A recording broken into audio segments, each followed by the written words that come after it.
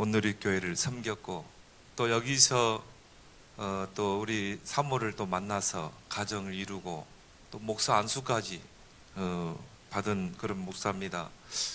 제가 참 복을 많이 받은 목사인 것 같아요.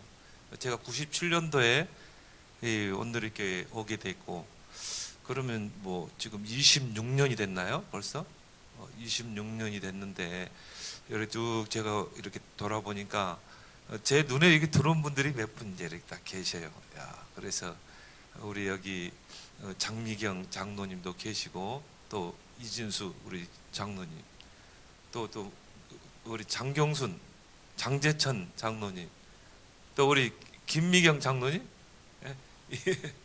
하여튼 뭐 이렇게 또 이름이 기억날 것 같은데 또 이렇게 잘 기억이 안 나는, 또 우리 여기 장로님 권사님이신가? 우리 또 양 누구더라? 하여튼 김양순 장로님. 하여튼 뭐 그때 청년이었는데 벌써 이제 장로님 되시고 이렇게 뵙게 되니 너무 감개무량합니다. 뭐 목사님이 와서 좀 오후 설교를 해달라고 그랬는데, 뭐 우리 김하우 목사님이 뭐 워낙 목회를, 저는 항상 어디 가서도 우리 김하우 목사님을 소개할 때 참 중심이 바르시고 목회를 잘하신다, 저는 그런 이야기를 자주 합니다. 왜냐하면 제가 부교육자 때 봤던 목사님은 참 목회를 잘하셔요, 목회를. 그래서 하여튼 교인들을 놓고 기도하시고, 또 어려운 교인들이 있으면 찾아가서 세우고, 그런 일을 참 잘하신 거예요. 그래서 참 목회는 지금 보니까 물론 뭐 훈련도 따라다니고 뭐 집회도 따라다니고 해야 되지만 목회를 잘해야 되겠더라고요. 그래서 지금 이렇게 이 큰 교회로까지 하나님께서 응답을 하셨는데, 이게 쉽지 않습니다. 여러분들이 이런 교회 또 목사님을 섬기는 그런 또 중직자요, 또 성도요, 렘넌트인 거를 여러분이 자부심을 갖고 신앙생활 하시기 바랍니다. 저는 이 온누리 교회 하면은 저의 어떻게 보면 영적인 고향과 같은 그런 곳입니다. 제가 전도자 때 나름대로 이렇게 전도를 했었거든요. 그때는 뭐 복음의 내용이 몰랐기 때문에 뭐 사형리 가지고 또 글 없는 책 가지고 이렇게 전도하고, 또 이 외침 전도도 하고 그랬거든요. 하여튼 뭐 전도를 위해서 이렇게 몸부림쳤던 것 같아요. 그러다가 제가 이제 호주 유학을 준비하고 유학을 가려고 이렇게 하는 가운데, 제가 이제 우리 그 신학교 동기 중에 그 한 친구가 이렇게 다락방을 하고 있었어요. 그래서 우리가 신학교 때 전도해야 되지 않겠느냐, 우리가 왜 신학교를 다니는가, 전도 영혼구원 때문에. 왜 우리가 목사가 되려고 하는가, 결국은 전도 아니냐, 영혼구원. 거기에 마음의 뜻을 같이 하는 친구들이 한 6명이 있었거든요. 그래서 그 6명이 우리가 신학교 때는 열심히 공부하고 우리가 하루 정도는 정말 전도해야 되지 않겠냐, 그런 마음을 가진 친구 한 6명이 동기가 있었습니다. 그래서 그 6명이서 이제 금요일 날 우리가 신학교에서 기도하고 현장 전도를 들어갔거든요. 그때 연세대학교 들어가서 대학생도 붙잡고 막 전도를 했었죠. 그때 연세대학교 그 한총련 사태 때 이 연세대학교 막 불타고 막 그런 도서관에 불타고 정경들이 대학 안에 들어와서 체류탄이 난무하고, 그런 현장에서 우리는 전도를 했거든요. 그래서 학생회장 만나가지고 복음 전하고 그러면서 거기서 많이 울기도 했고요. 언더우드 선교사가 세운 학교에 이 경찰들이 투입되고 막 데모의 현장이 되는 그런 안타까운 현장을 보면서 기도하고 눈물로 기도했던 그런 기억이 납니다. 그래서 제가 이제 그 연세대학교 들어가서 이렇게 학생들을 붙잡고 전도를 하는데, 저는 이제 뭐 전도에 대한 내용이 없으니까, 지금이야 뭐 확실한 복음의 내용이 있지 않습니까? 예수가 그리스도 모든 문제 해결자, 그렇죠? 전도의 핵심 내용 뭡니까? 예수가 그리스도다. 이게 전도의 핵심이거든요. 여러분 만나는 사람에게 왜 예수가 그리스도인가? 그것만 정확하게 전달하게 되면 성령이 역사하게 돼 있어요. 근데 그런 성경에 이 전도의 내용이 나와 있는데 그런 걸 잘 모르니까 누가 알려주지 않기 때문에 나름대로 이 방식을 가지고 이렇게 사역리 가지고 또 이런 글 없는 책 가지고 전도를 했거든요. 근데 제가 그때 전도를 하면서 영접 운동은 많이 일어났거든요. 근데 전도의 그런 한계를 느끼겠더라고요. 영접으로 끝나버린 거예요. 분명히 성경에는 너희는 가서 제자를 삼으라고 있거든요. 근데 그 중에 한 친구가 이 친구는 연세대학교 들어가서 이렇게 전도를 하면은 그냥 돌아다녀요.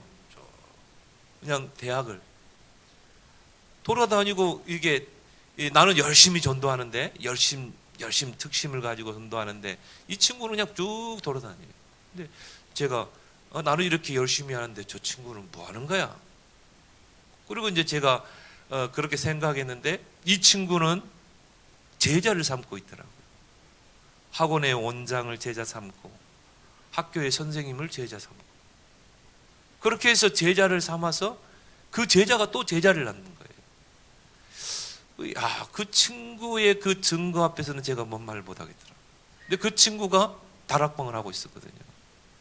그래서 저는 그때 우리 신학교 때 유광수 목사 다락방 2단 그래가지고 고신대학교에서 A4지 4장으로 해가지고 전 신학교에 다 돌렸어요. 유광수 다락방 2단. 근데 그 내용만 쭉 보면은 진짜 2단이에요. 내용만 보면. 그러니까 그 내용만 보고 그냥 다락방은 2단, 유광수 목사 2단 그런 생각이거든요. 그때가 96년도죠. 한참 다락방 시비가 일어날 때죠. 저도 그렇게 생각했었고. 근데 이 친구의 증거 앞에서는 제가 뭔 말을 못 하겠더라고요. 저하고 가장 친했던 친구거든요. 그 친구가 어려울 때 서로 도와주고 도움을 받는 그런 관계 속에 있는 둘도 없는 그런 친구였는데 그 친구의 증거 앞에서는 제가 어떻게 말을 못했어요. 너 가는 길을 누가 비웃거든 확실한 증거를 보여줘라. 제가 호주 유학을 이제 한 달 남겨두고 제가 호주 신학교에 등록금 600만 원을 입금했어요. 600만 원을 입금하고 호주 교민협회 회장과 함께 들어가기로 됐어요. 비자 다 받고. 그때 제가 아마 다락방을 접하지 않고 우리 김항 목사님 안 만났다면 아마 호주에서 잘하면 우리 주준호 선교사님을 만날 수도 있었겠어요.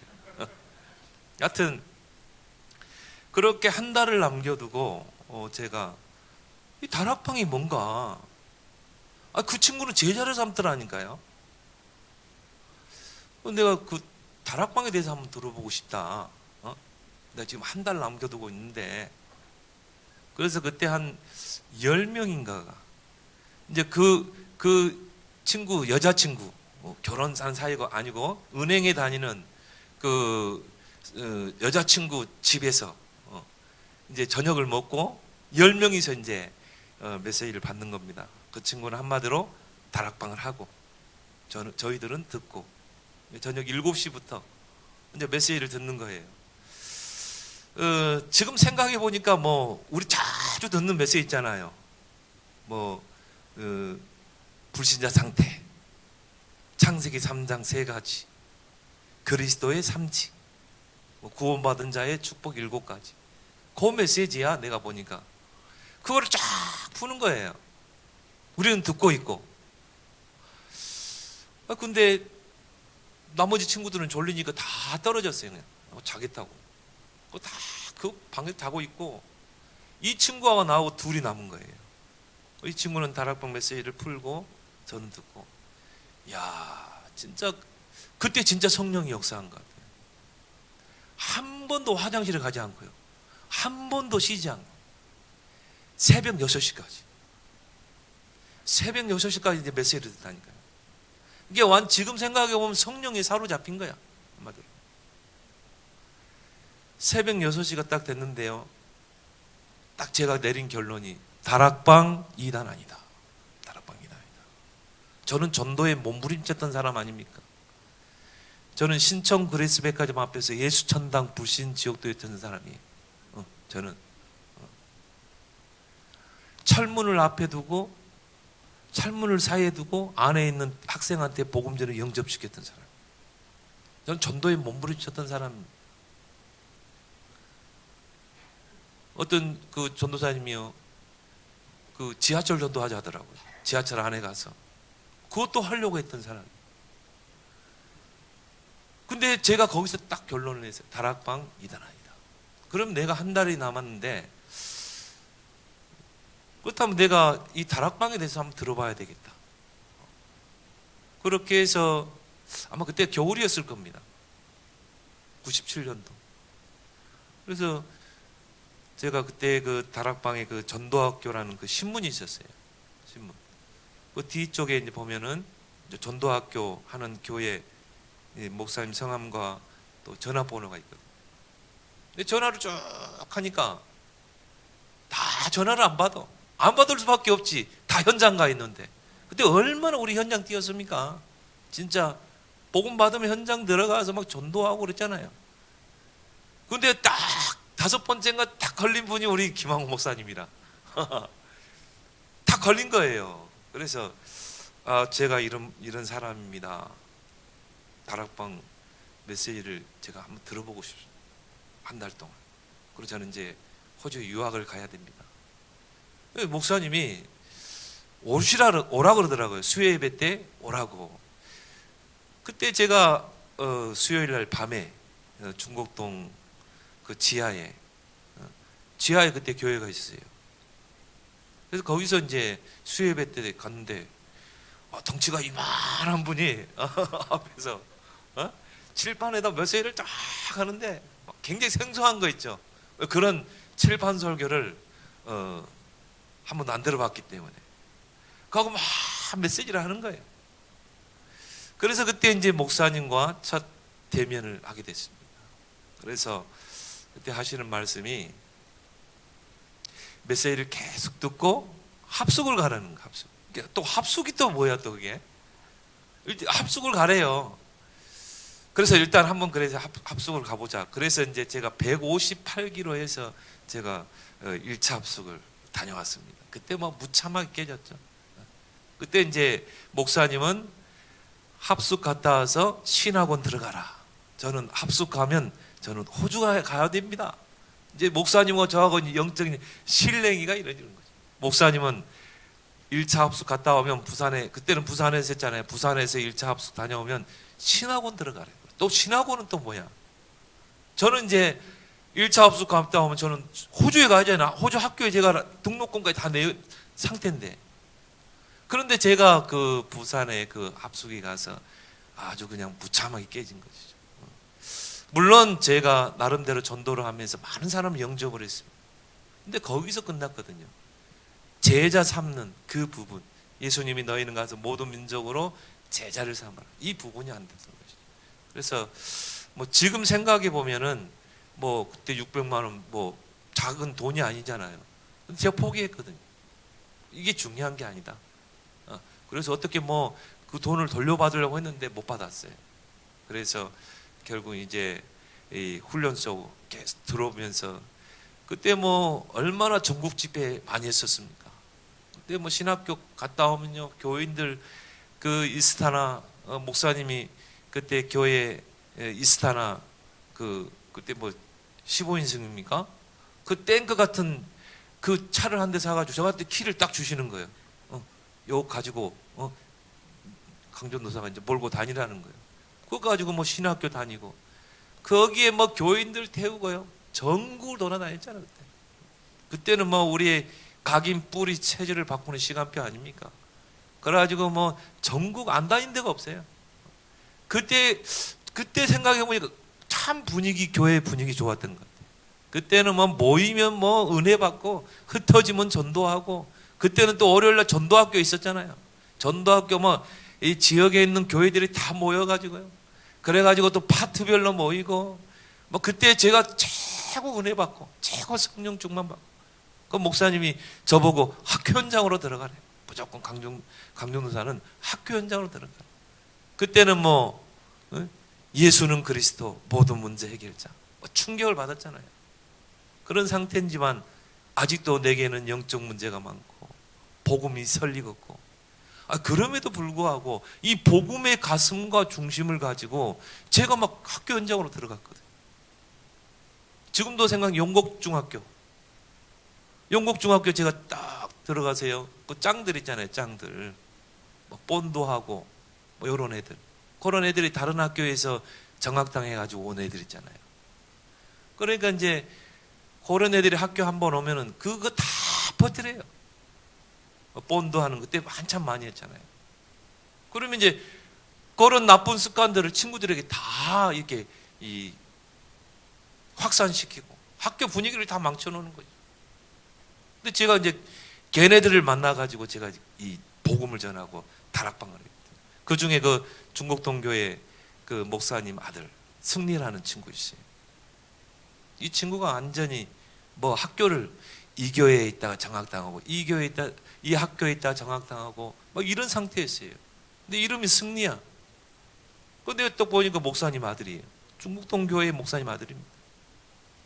제가 이 친구에게 복음을 전했거든요. 보니까요, 사모님하고 목사님이 이혼을 했어요.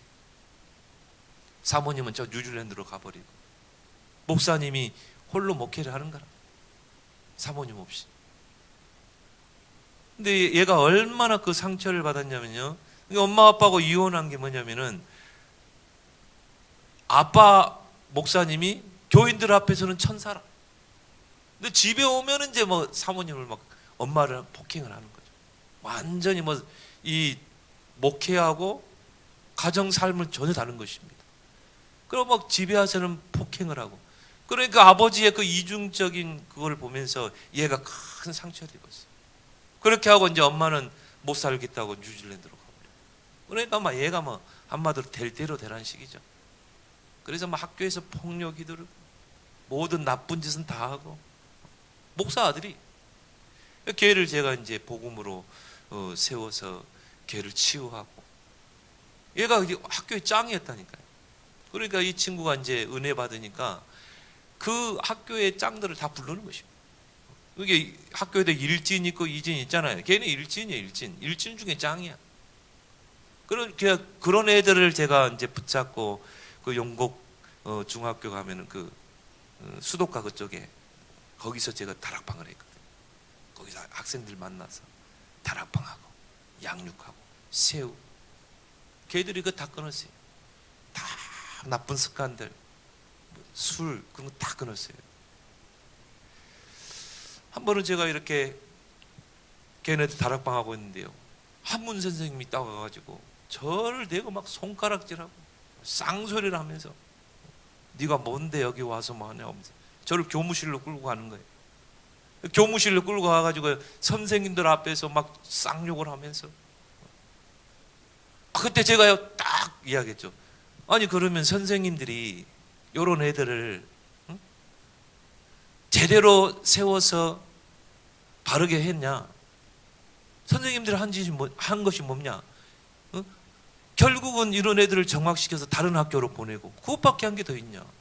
그런데 한 개의 작은 교회에 전도사가 와서 이런 짱들에게 복음 전해서 세우는 건데 내가 잘못한 게 뭐가 있냐?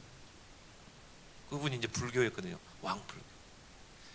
그러면서 막 그런 서름도 당하면서 그때 이 용곡중학교, 대원예고, 대원고등학교, 뭐 성공여고 이런 현장으로 많이 들어갔죠. 지금 생각해 보니까요, 그때는 뭐 복음도 설리겠고 영적 문제도 많고 각인 뿌리 체질도 안 바뀌었고, 근데 단 한 가지, 예수는 그리스도, 왕, 제사장, 선지자, 사탄의 권세를 깨뜨리는 왕, 우리를 모든 죄와 사망의 법에서 해방시킨 제사장, 하나님 만나는 길 여신 선지자, 모든 문제 해결자, 그 복음 하나 가지고 있으니까요, 이 렘넌트들이 살아나는 거예요. 학생들이 살아나는 거예요. 그러면서 학교 현장에 이 제자를 찾아 세운 것이죠. 여러분이 정말 예수가 그리스도 모든 문제 해결자, 이 복음 깨달은 거 여러분 최고 축복인 줄 믿습니다. 그리스도 안에 다 끝난 거예요. 그러면서 제가 이제 이 전도 운동을 펼치고 하나님의 은혜 가운데 제가 이제 목회를 하게 됐습니다. 그래서 처음에 중곡동 상계이동 중앙시장에서 처음에 개척을 시작해서 지금까지 오게 됐는데요. 처음에 개척할 때 얼마나 힘듭니까? 뭐 우리 목사님도 개척을 했지만 지금까지 성장했지만 처음에 개척하면 힘들거든요. 하여튼 특심이 있어가지고 열심히 전도를 했어요. 열심히 전도해가지고 뭐 교회 가요? 뭐 차더라고요. 열심히 하니까. 그런데 교회 안에서 뭐 분쟁이 일어나고 싸움이 일어나면 또 나가게 되고 쪼개지고 그런 일들이 계속 반복되는 거예요. 근데 거기에서 오는 또 목회자의 상처가 있잖아요. 나중에는 정말 우리 교회는 제자가 없는갑다. 제자가 없는 거 다 보니까요. 다 다른 교회 가보면 다 제자가 앉아 있는데 우리 교회는 제자가 없어. 그래서 제가 그때는 밖으로 막 돌아다녔거든요. 밖으로. 우리 교회는 제자가 없고 현장에 제자 찾으러. 진짜 제자는 교회 안에 있는데 막 교회에 오니까 막 이 회비 가지고 싸우고 돈 때문에 싸우고 그러니까 뭐 교회에 막 그 마음을 붙일 그런 뭐 가슴이 없는 거 있죠. 그래서 현장으로만 계속 돌았어요. 뭐 전도한다는 핑계로. 그러다가 제가 이제 어느 날 수요 예배 때 딱 교회에 와 보니까요. 성도들이 앉아 있더라고. 근데 그때 하나님이 그런 마음을 주셨어요. 너 제자가 누군 줄 아냐? 너 제자가 누구야? 전도 많이 하고 그게 제자야? 물론 전도 가서 현장에 전도해가지고 앉혀놓으면 제자죠. 나에게 질문하는 거야 하나님이. 진짜 제자가 누구냐? 여기 있는 성도들이 제자 아니냐? 정말 나를 만나서 처음에 복음 받고 정말 이 다락방에 가지고 교회에 앉아. 그 영적 문제 속에서도 흔들리지 않고 그래도 자리를 지키고 앉아 있는 성도. 그들이 바로 제자더라고요. 제가 그때부터 제자라는 정의를 다시 세웠어요. 제자는 뭐냐? 우리 교회, 우리 목사님. 이게 제자다. 우리 교회, 우리 목사님. 이게 제자다. 전에는 교인들을 볼 때요, 비교가 되는 거 있죠. 자, 예원교회나 임마누엘 교회, 거기에 다 제자가 앉아 있는 거 같고요. 우리 교회 와보면 제자가 아니야. 뭐, 전도는 생각도 못 해. 예배 시간에 졸고 있고, 예배 끝나면 싸우고, 또 삐져. 또 싸워가지고 삐져가지고 안 나와. 그럼 또 우리 사모 데리고 가서 또 데리고 와. 그래가지고 막 얼레고 달래고, 때로는 밥도 사주고, 그럼 또 앉아있어. 또 어떤 사람은 막 정신문제 있어가지고, 예배 시간마다 막, 어쩔 때는 막 앞 사람 등짝을 때리고 막. 와, 감당이 안 되는 거죠. 설교하다가 한번 그런 현상을 한번 봐보세요. 설교가 하다가 들어가려고 그래. 빨리 내려가야 되지. 빨리 내려가야지. 요 생각밖에 안 들어. 막 뒤집어지고 넘어지고. 한 번은 막 머리끄댕이 자꾸 싸우더라니까요. 저것들이 무슨 제자야. 저것들이. 그런데도 주일 되면 앉아있어. 지금은 다 권사돼가지고. 지금은 교회에 충성된 일꾼이 됐어요. 지금 생각해 보니까, 그 얼마나 힘들었겠냐. 이 못난 목사 만나가지고. 그래도 여기가 은혜 받을 자리라고. 저 예원교회 가면은 더 좋은 환경에서 예배 드릴 수 있을 텐데. 그래도 우리 교회가 좋다고. 그래도 우리 목사님이 좋다고 앉아있는 그 성도 한 사람. 저게 바로 제자다. 제가 생각이 바뀌었어요. 그 성도들이여 가슴에 담아지더라. 그래서 출애굽기에 보면 제사장의 옷 보면 여기에 흉패가 있잖아요. 거기에 12보석 있죠. 뭐 말하죠? 목회자는 성도 한 사람 한 사람을 다 가슴에 품는 사람. 그게 목회자예요. 여러분들 한 사람 한 사람을 놓고 기도하는 분이 목사님이라니까요. 그래서 지금까지 하나님의 은혜 가운데 오게 되었습니다. 물론 아직 완벽한 제자는 없습니다. 그래서 제가 오늘 이 자리에 참석했는데 우리 김하우 목사님이 더 설교를 훌륭하게 잘하시는 분인데요. 제가 이제 이번 주간에 중앙아시아 연합 신학교 강의를 하게 됩니다. 그래서 제가 이게 출애굽기를 좀 이렇게 쭉 묵상을 하면서 받은 은혜를 잠깐 나누도록 하겠습니다. 이 출애굽기는 구원을 설명하고 있습니다. 또 애굽에서 해방되어 나와서 광야 생활이 시작되죠. 그 광야는 뭡니까? 영적으로 신앙생활이거든요. 그래서 우리가 구원이라는 것은 영적으로 그 바로의 손에서 애굽에서 해방되어 나온 거잖아요. 우리가 그 어린 양의 피, 예수 그리스도를 피를 통해서 우리가 이 사단의 권세에서 죄악 세상에서 우리는 영적으로 출애굽한 거예요.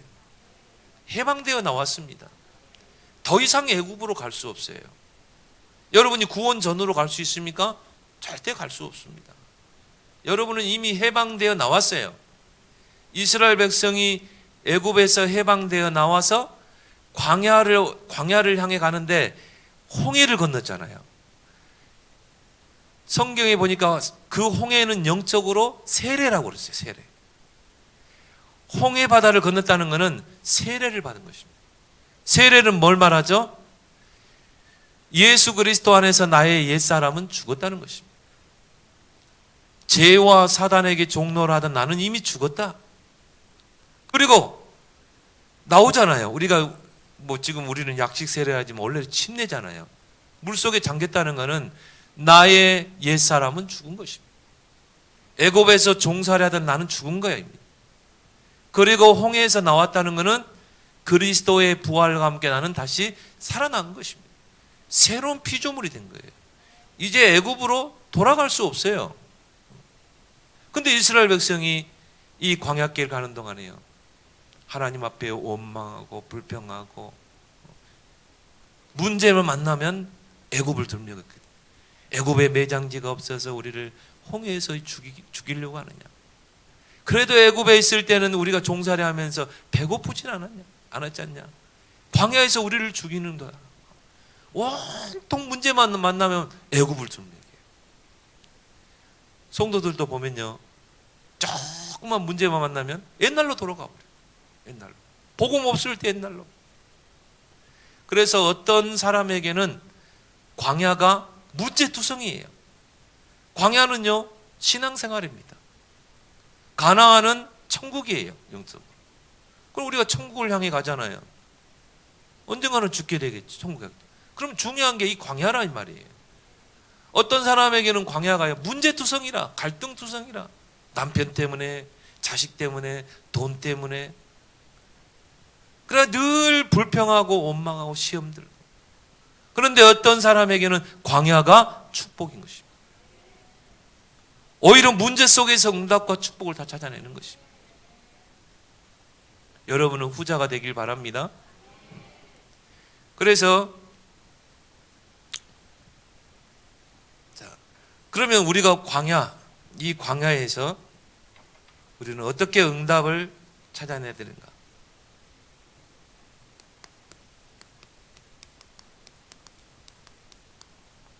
언약 중심이 돼야 돼요. 이게 출애굽기 2장이죠.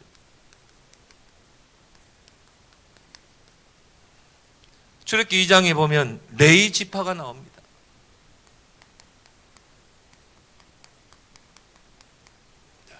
레위 지파 남자가 레위 지파 여자를 만나서 가정을 이루게 되죠. 거기서 나온 인물이 누굽니까? 모세죠. 광야는 철저하게 언약 중심이 돼야 돼요. 그래서 우리 갈보리산 언약, 요한복음 19장 30절 다 이루었다. 예수님께서 십자가에서 내 인생의 모든 문제를 다 끝낸 줄 믿습니다. 갈보리산에서요 다 끝내야 돼. 내 인생의 과거, 현재, 미래 모든 문제가 다 끝났다.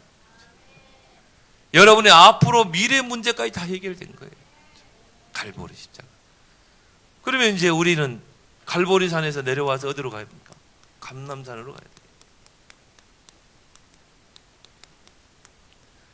제자들을 감람산에 불러 모아서 40일 동안 하나님의 나라의 일에서 집중했어요. 자, 그리스도로 담난 인생의 삶의 모든 방향은 하나님 나라에 맞춰져야 돼요. 이 땅에 하나님의 나라를 이루는 것, 여기에 우리 인생의 모든 방향과 목적이 있어야 되는 것입니다. 내가 숨 쉬는 것도, 내가 사는 것도, 내가 돈 버는 것도 오직 하나님의 나라를 위해서, 하나님의 나라 일을 실현하는 것, 곧 뭡니까? 전도, 선교, 렘넌트 키우는 것. 이것 때문에 여러분 사는 거 아닙니까? 이것 때문에 여러분 돈 버는 거잖아요. 여러분의 방향을 여기다 다 맞춰보세요. 그래서 예수님께서 마태복음 6장에도 무엇을 먹을까 마실까 입을까 그런 거 기도하지 말라고 그랬어요. 왜? 이건 다 이방인들이 하는 기도다. 너희는 먼저 그 나라와 그 의를 구하라. 그러면 모든 것을 너에게 더하시라. 우리 여기 있는 모든 우리 중직자들, 모든 성도들이요, 진짜 하나님의 나라, 여기에 인생의 여러분의 모든 방향을 맞춰보세요. 그리고 어떻겠습니까? 마가다락방에 내려와서 오로지 기도에 힘쓰니라. 여러분이 이제 집중 속으로 들어가야 돼요. 이제 여러분이 복음 집중, 말씀 집중, 기도 집중 속으로 들어가야 돼요. 왜? 우리가 그리스도를 통해 구원받고 하나님 자녀 됐지만 우리 안에 복음 아닌 다른 것들, 각인, 뿌리, 체질들이, 이거를 완전히 바꾸는 게 바로 광야예요. 집중 속으로 들어가길 바랍니다. 그래서 우리의 각인, 뿌리, 체질을 완전히 138로 다 바꿔야 돼요. 사도행전 2장 1절에 보니까 오순절날이 이미 이르매. 올해 우리 주제가 뭡니까? 응답 25죠. 25. 올해는 여러분 그 기도하고 있죠? 하나님 나의 업속에 응답 25가, 우리 가정에 응답 25. 25는 하나님의 시간표입니다. 24는 우리의 시간표죠. 근데 24가 돼야 25가 되는 거예요. 25는 하나님의 나라가 임하는 것입니다. 하나님의 나라가 임했다는 것은 사단의 나라가 무너지는 것입니다. 우리 장재천 장로님의 사업 속에 하나님의 나라가 임했다. 그럼 막을 수 있어요? 막을 수 없죠. 오순절날 마가다락방에 불과 바람 같은 성령의 역사가 임하는데 그걸 누가 막을 수 있냐 이 말이에요. 5가지 시간표, 5가지 문이 열리고 5가지 능력이 임하는데 그걸 누가 막을 수 있겠어요? 하나님의 나라 막을 수가 없어요. 그 집중 속으로 들어가라. 그 시간표는 다 달라요. 하나님의 나라가 임하는 시간표. 교회도 마찬가지고요. 저도 마찬가지죠. 반드시 하나님의 나라 시간표는 반드시 오게 돼 있어요. 그래서 여러분이 이제 진짜 집중 속으로 들어가시라니까요. 은혜 속으로 들어가. 근데 문제에 집착하지 말고, 광야는 뭐냐? 오직 하나님께 집중. 그래서 새 절기, 그래서 성막을 만들어라, 새 절기를 지키라. 왜 그렇게 말합니까? 광야는 집중하지 않고는 갈 수 없는 곳이에요. 여러분이 하나님께 집중하지 않으면 다 내 주변에 있는 게 다 문제투성이라니까요. 불평거리밖에 안 되죠. 그래서 지금 여러분이 집중의 포인트를 놓치지 말길 바랍니다. 그래서 여러분이 특히나 뭡니까? 강단의 언약. 저는 우리 교인들에게 많이 이야기합니다. 강단으로 충분하다. 강단으로. 따라합시다. 강단으로 충분하다. 하나님이 여러분들에게 여러분을 응답하고 축복하기 위해서 온누리 강단을 하러 가신 것입니다. 목사님을 세운 거예요. 메신저를. 하나님은 주의 종 선지자에게 말씀을 주지 않고는 결코 행하심이 없느니라. 목사님에게 말씀을 줘서 여러분에게 성취될 언약을 주신 것입니다. 신앙생활은요, 열심히 하는 게 아닙니다. 정확한 언약만 찾아내면 되는 거예요. 왜? 하나님의 변명이 언약이기 때문에. 하나님은 시건치 않는다고 그랬죠? 빈말로 그냥 시건치 안 해요. 하나님 입에서 나간 말은 반드시 실현되게 돼 있어요. 그걸 내가 언약으로 붙잡느냐 붙잡지 않느냐. 여러분, 강단이 얼마나 중요합니까? 스가랴 4장 7절에 주의 종 선지자에게 말씀을 주지 않고는 행하지 않는다니까요. 그럼 여러분, 주의 종이 얼마나 중요합니까? 강단이 얼마나 중요합니까? 어떤 사람을요, 강단을 쉽게 판단하는 사람이 있어요. 그런 사람 치고 절대 응답 못 받습니다. 그래서 광야길 갈 때 언약궤 따라가라고 그랬잖아요. 그 언약궤 안에 뭐가 있습니까? 말씀이 있잖아요. 돌판에 새긴 말씀. 2000규빗 거리를 항상 유지하라. 900m 정도 되죠. 900m면 광야에서 보일 정도로 그 거리를 항상 유지하라. 가까이도 하지 마. 그 어떤 사람은 막 강단을 들이받아요. 뭐 강단이 어떻든 뭐 목사님이 어떻든. 여러분, 그런 신자치고 신앙생활 잘 하던가요? 절대 응답 못 받습니다. 강단을 내가 쉽게 판단했다. 절대 응답 못 받아요. 강단은 하나님이 서신 거예요. 주의 종이 하나님까지 보여야 돼요. 그 정도로. 모세가 하나님처럼 보였잖아요. 강단을 통해 하나님 말씀을 주는 거지.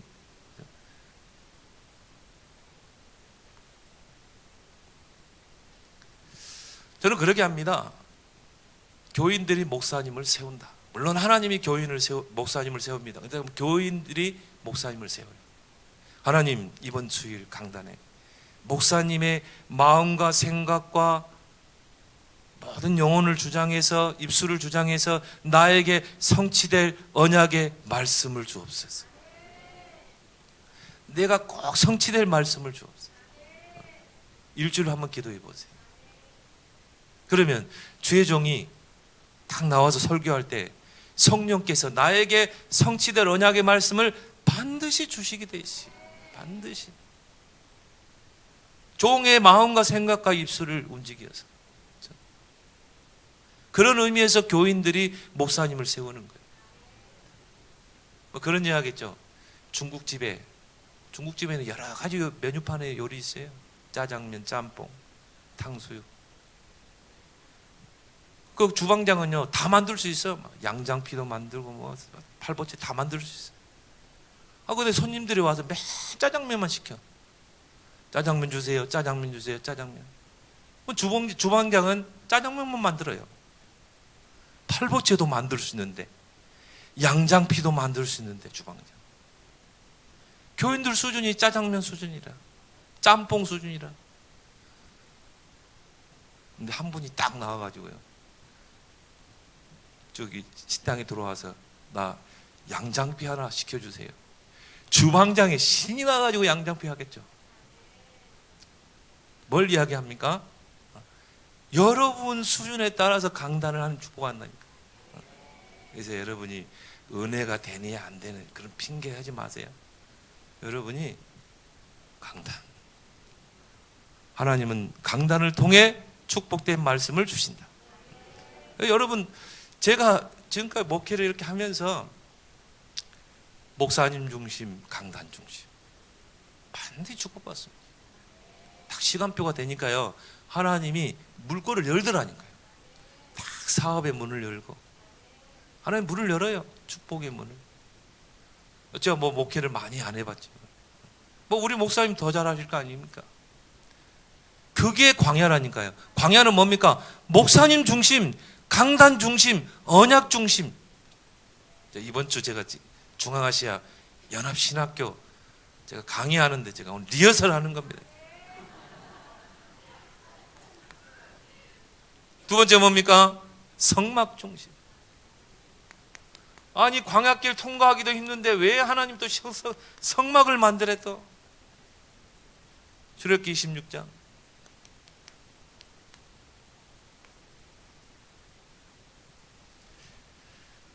여러분이 한번 그 인터넷 같은 데 보면은 성막에 대해서 그 이미지를 한번 봐보세요. 어떻게 되어 있는지. 하나님이 그렇게 만들어요. 성막들이 있고 성막 문이 있고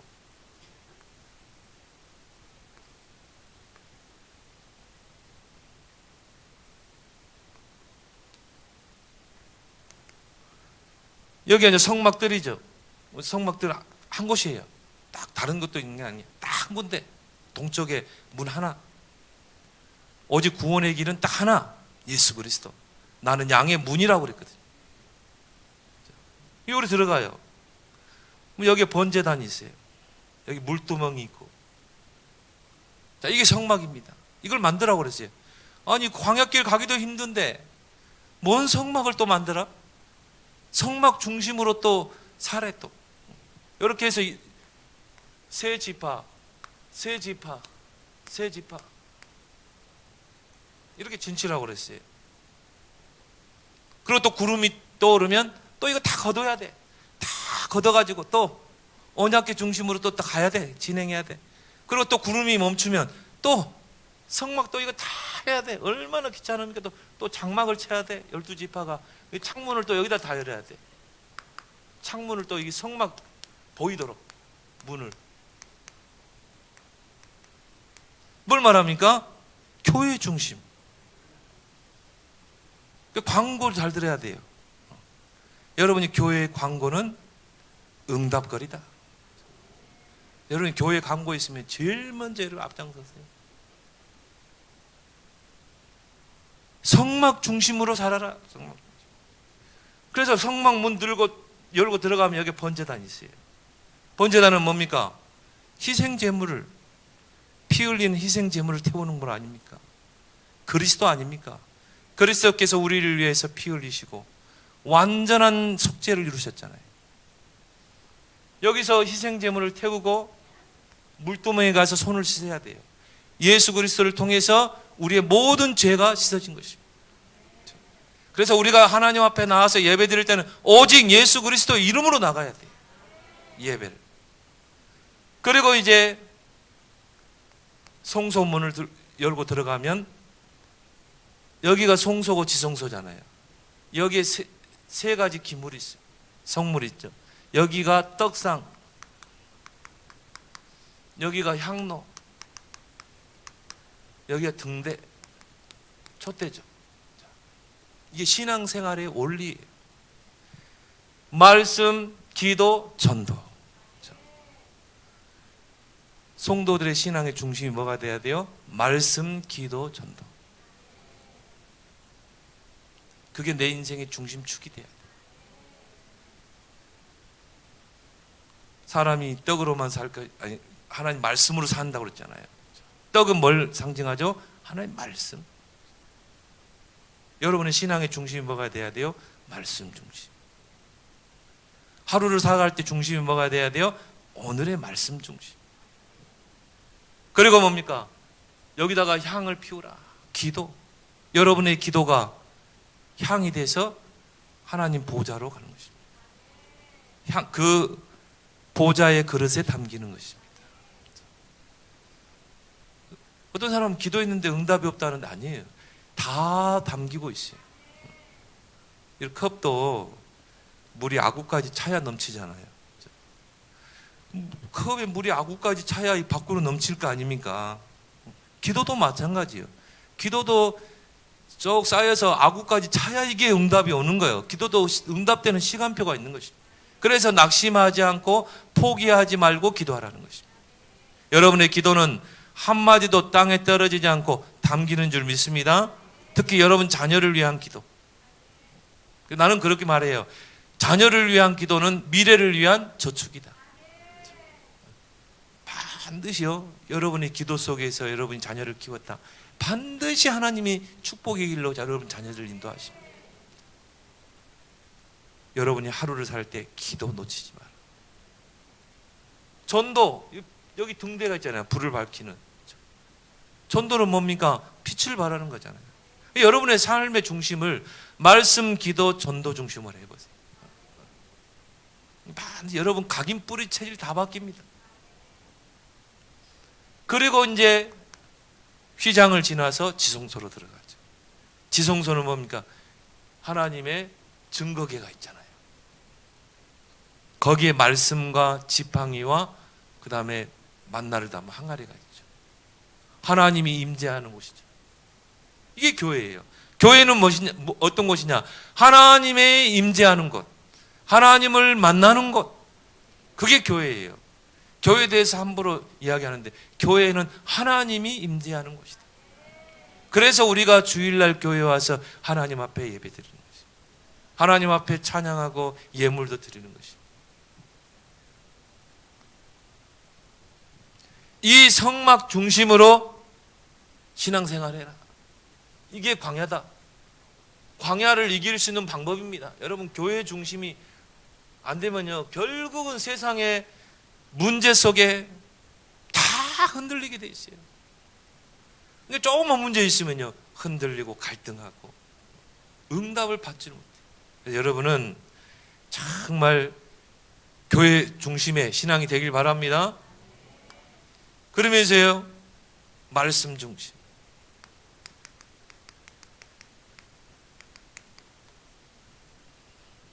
출애굽기 32장.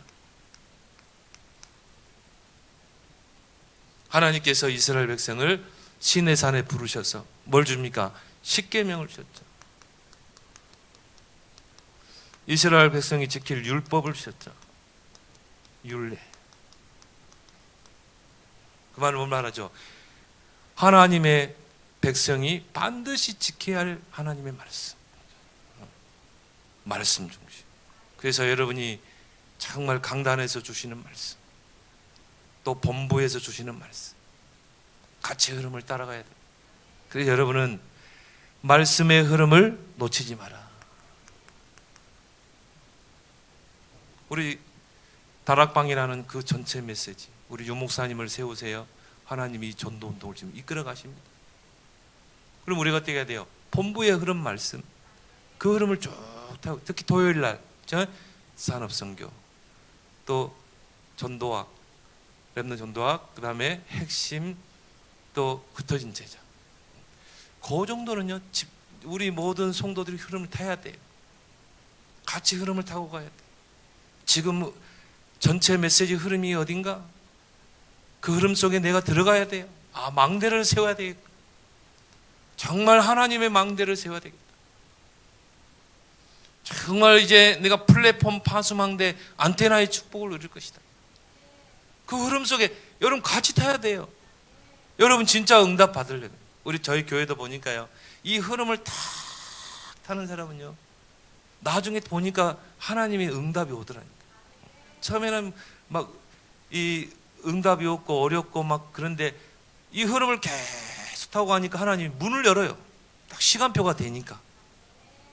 한마디로 25가 임하는 거죠. 25. 하나님이 물꼬를 열더라니까. 만남의 축복을 주시고, 이상하게 안 되던 게 막 열리고. 아, 그래, 하나님이 하시는 거구나. 그 시간표가 있구나. 흐름만 쭉 타고, 특히 산업선교. 여러분 진짜 이제 산업의 응답을 받으려면 산업선교 메시지 놓치지 말아요. 특히 우리 랩런트들은요, 이 산업선교 메시지 쭉 타야 돼요. 우리 장재천 장로님 계시지만 이 산업선교 메시지를 꾸준히 듣고 그 인도 흐름 타고 온 분들은요, 반드시 산업 속에 증거가 오게 돼 있습니다. 반드시 100년의 그 경제 축복이 오게 돼 있어요. 그리고 강단의 흐름, 이게 다 연결되는 부분이잖아요. 그 흐름이. 그래서 광야길 가는 동안에 언약궤를 따라가라. 그 언약궤를 따라갔는데 요단이 갈라지고 여리고가 무너지는 역사 일어나잖아요. 여러분 뭐 빨리 가서 쉬어야 되니까 간단하게 나 목회자 중심.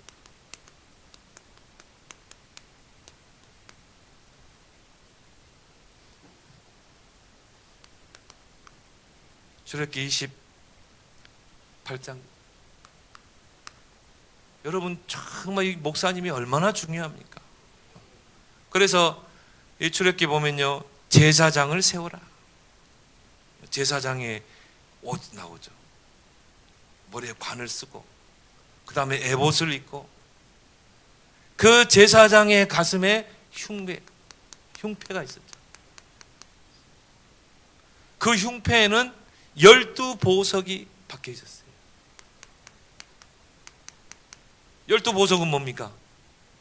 이스라엘 12지파 아닙니까? 제사장은 12지파를 가슴에 품고 기도하는 것입니다. 목회자는 어떤 분이에요?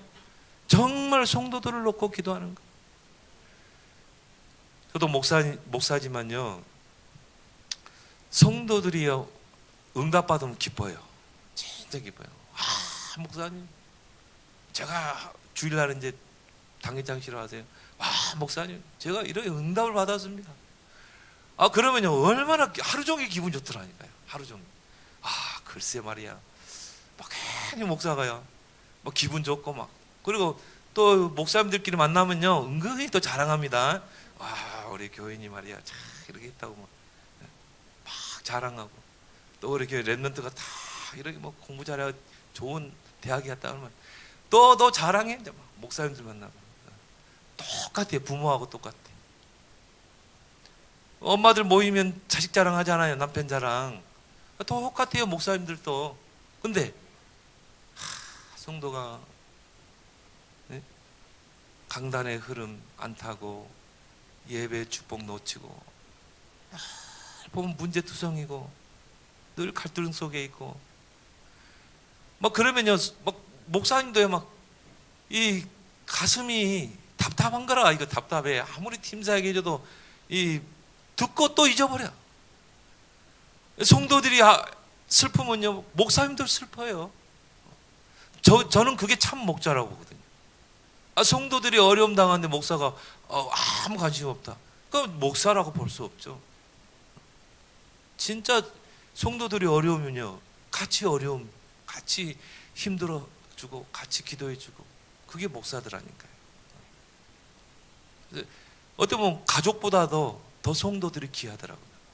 저희 형제들보다 더 소중해요, 교인들이. 이게 목사님이에요.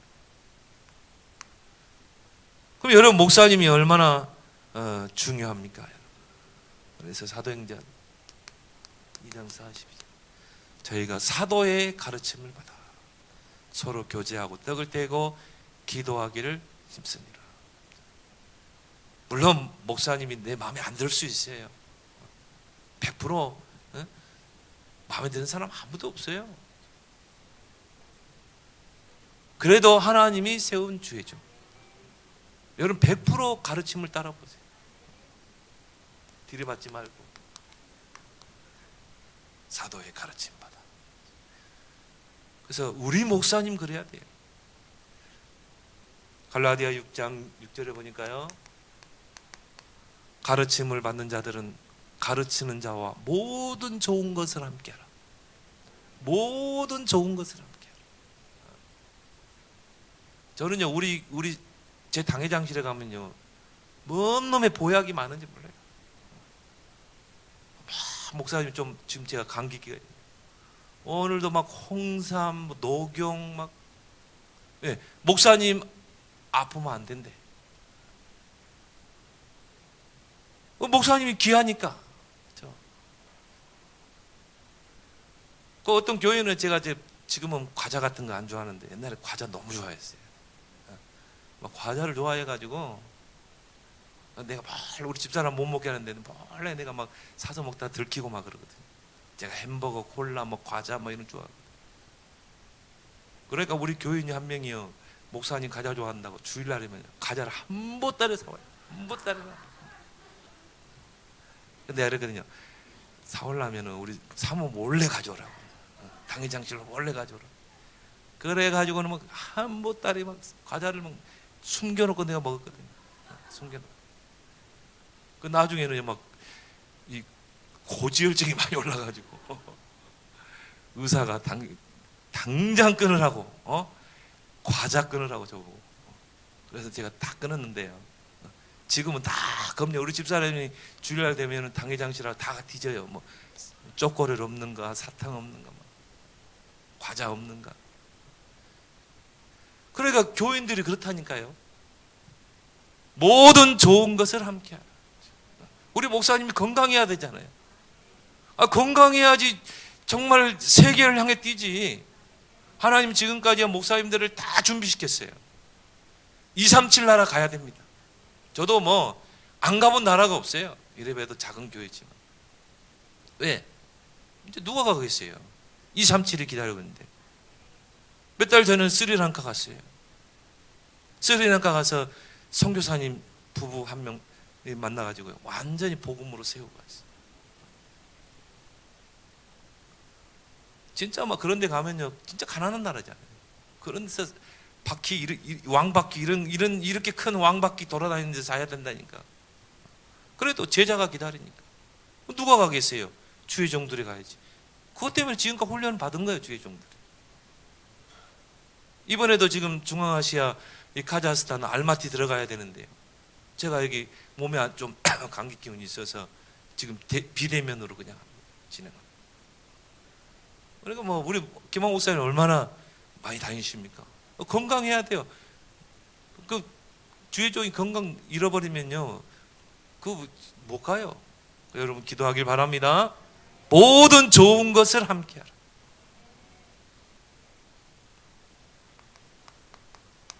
히브리서 13장 17절에 보니까 그들로 하여금 즐거움으로 하게 하고 근심으로 하게 하지 말라. 주의 종이 목회를요, 즐거움으로 하게, 근심으로 하게 하지 마라. 여러분은 목사님의 즐거움이 되길 바랍니다. 아직 막 목사님의 근심거리가 되면 안 돼요. 뭐 그런 성도 치고 잘 되는 성도 봤습니까? 절대 목사님과 관계 틀어졌다, 절대 하나님 기뻐하지 않습니다. 절대 기뻐하지 않습니다. 그렇지 않으면 너희에게 유익이 없느니라. 여러분은 우리 목사님, 우리 교회 그래야 돼. 여러분은요, 어디 가서도요, 우리 교회 목사님 최고 그래야 돼. 그 성도가 안 되는 거 봤어요? 우리 교회 최고, 우리 목사님 최고. 이 성도가 안 되는 거 봤냐고. 한번 주변을 봐보세요. 그런 사람들이 정말 축복을 받는지 안 받는지.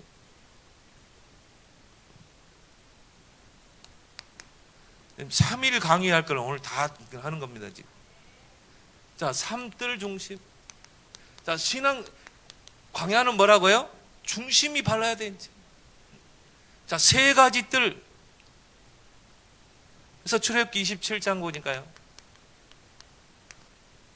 뜰을 만들라고 그랬어요. 뜰을. 성막뜰. 그럼 왜 뜰이 중요합니까? 이 뜰에 세 가지가 필요하거든요. 237이 올 수 있는 뜰. 정말 앞으로 영적 문제 많아집니다. 치유할 뜰. 그리고 뭡니까? 정말 렘넌트들이 서밋으로 설 수 있는 뜰. 나는 이 온누리교회가 다 갖춰진 것 같아요.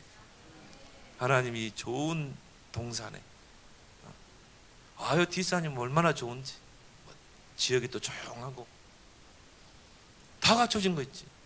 여러분들이 또 그렇게 리모델링 했잖아요. 내가 볼 때는요, 이게 다 된 것 같아.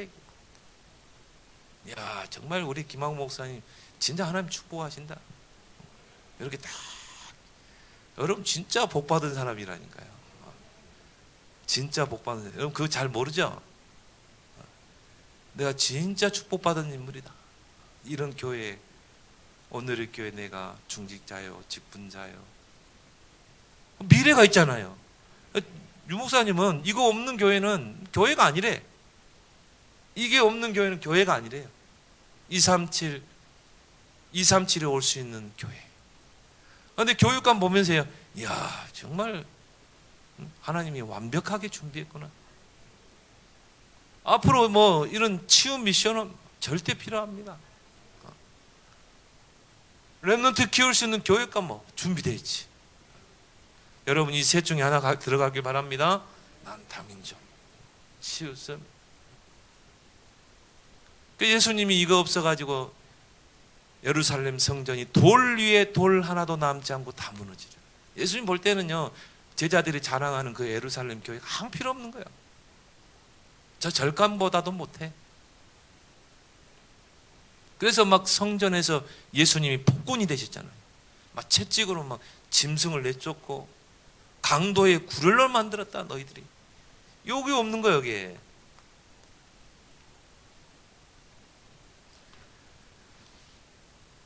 그러면서요, 중직자 중심. 저는요 이 출애굽기를 보면서 야 이게 신앙생활의 원리가 다 들어있다 여기. 모세가 이스라엘 백성을 판결하는데 아침부터 저녁까지. 모세는 제사장이잖아요 또. 이게 할 짓이 아니라, 그래서 그 장인이 하는 말이 뭡니까? 네가 지혜롭지 못하다. 그러다 네가 지금 녹초된다. 저 이스라엘 지파 중에 정말 하나님을 잘 경외하고, 그리고 정말 믿음 있는 사람, 천부장, 백부장, 50부장, 10부장을 세우라는 거죠. 그리고 너는 큰 일을 하고 그 사람들로 하여금 그거 판결하게 해라. 그게 중직자입니다. 그래서 하나님을 두려워하고 불의한 이익을 미워하는 자를 중직자로 세우라는 거죠. 그게 천부장, 백부장, 50부장, 10부장 제도 아닙니까? 그래 중직자를 세우는 것입니다. 그래서 교회의 대표는 목사님이면 교인의 대표는 중직자예요. 장로입니다. 그 장로가 딱 중간 사역자가 돼서 교회를 세워나가면 교회가 든든히 서가는 것입니다. 한 나라도 중산층이 두터우면 그걸 선진국이라고 그래요. 교회도 마찬가지예요. 중간 사역자들이 튼튼해야 돼요. 그래서 장로님들이요 때로는 다 파트로 들어가잖아요. 다 위원회로 들어가고 선교위원회 뭐 무슨 위원회 다 들어가잖아요. 파트를 다 살리는 것입니다. 그 교회는 든든히 서게 돼 있어요. 그러면 내가 정말 이 교회의 중직자다. 얼마나 중요합니까, 여러분? 여러분 중직자의 자부심을 갖길 바랍니다. 나는 그래요. 그 교회 색깔은 중직자라고. 그리고 그 조직을 딱 세워놓으니까 이스라엘이 튼튼하게 세워지잖아요. 이 중직자들이 얼마나 중요한 역할을 했습니까?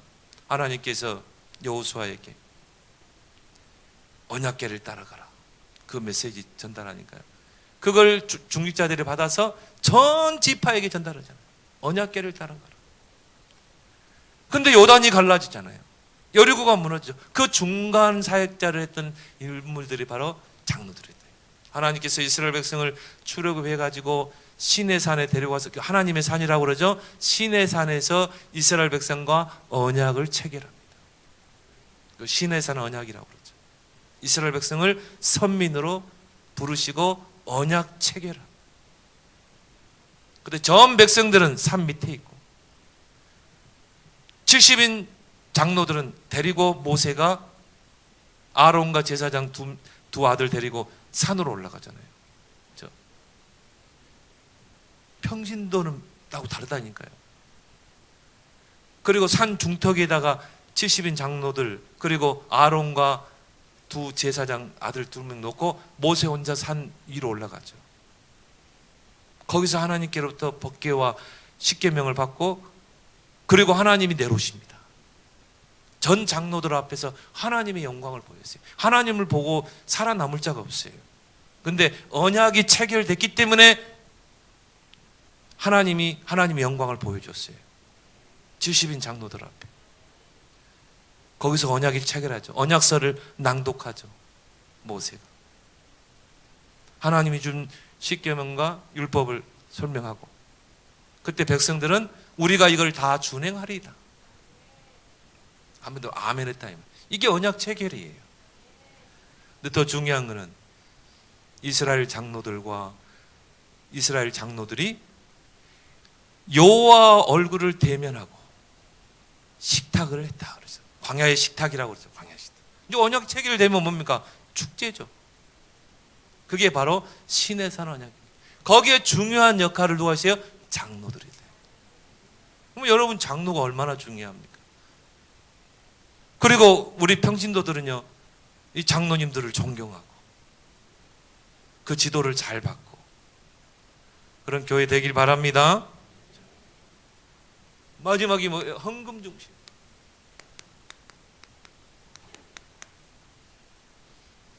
출애굽기 30장.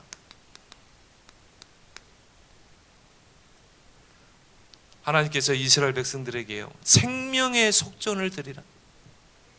헌금은 뭐라고요? 생명의 속전. 너희들이 그리스도를 통해 구원받았지 않냐? 너희들이 하나님의 택한 백성이 됐어요. 생명의 속전을 드리라. 전 이스라엘 백성들은 그 성막에 하나님 앞에 생명의 속전을 드리라. 명령이 있어요. 이게 헌금입니다. 그걸 가지고 회막 봉사에 쓰라.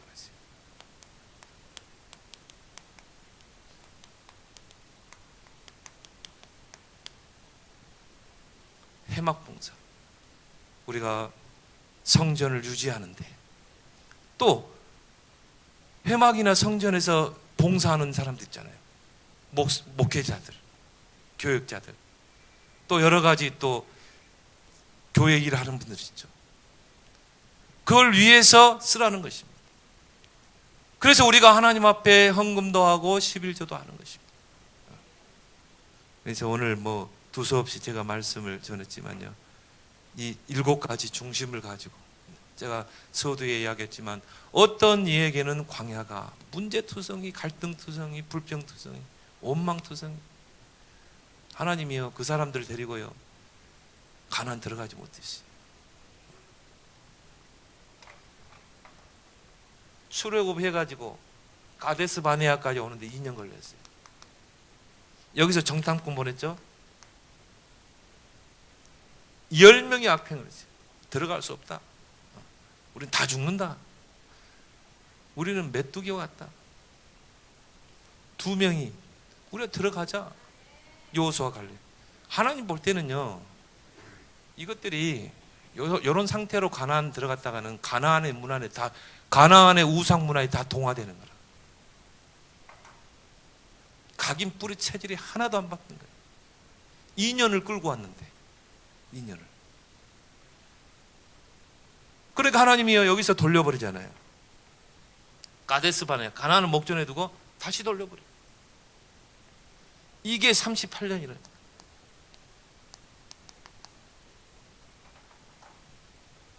그래서 38년 동안 광야에 헤매는 거야. 불평하고 원망하고. 교인들 보면요 꼭 그런 성도 있어요. 보면 응답도 못 받고요. 불평, 원망, 시험 들고 갈등하고 문제에 치이고 사람이 치이고 보면 문제면 또 애굽을 들먹여. 애굽으로 가자. 차라리 항복하고 애굽으로 가자. 돌아올 수 없는 강을 지나면서. 참 한심스럽죠. 하나님이요 출애굽 1세대들은 다 그냥 모래에 다 수장시켜버렸죠. 40년 동안.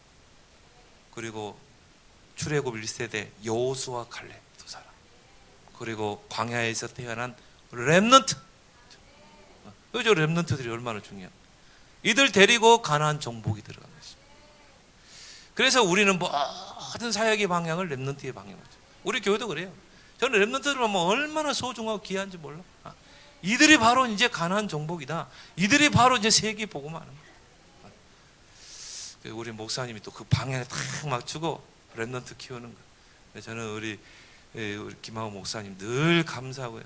어디 가서도 만나면요 항상 우리 목사님도 찾아갑니다. 여러분이 우리 교회 우리 목사님 그 밑에서 내가 중직자로 직분자로 있는 것 자부심 가지고 교회를 힘써 세우는 여러분 되길 바랍니다. 기도하겠습니다. 하나님 은혜를 감사합니다. 오늘 두서없이 함께 은혜를 나누게 하신 감사합니다. 우리 온누리교회 역사의 증인으로 제가 오늘 간증을 했는데 주께서 지금까지 언약의 여정 속에 우리 온누리교회를 끌어갔는데 이제 앞으로의 시간표는 237 치유 서밋의 언약을 이루는 그런 교회로 하나님 사용해 주실 줄 믿습니다. 예수님의 이름으로 기도합나이다. 아멘.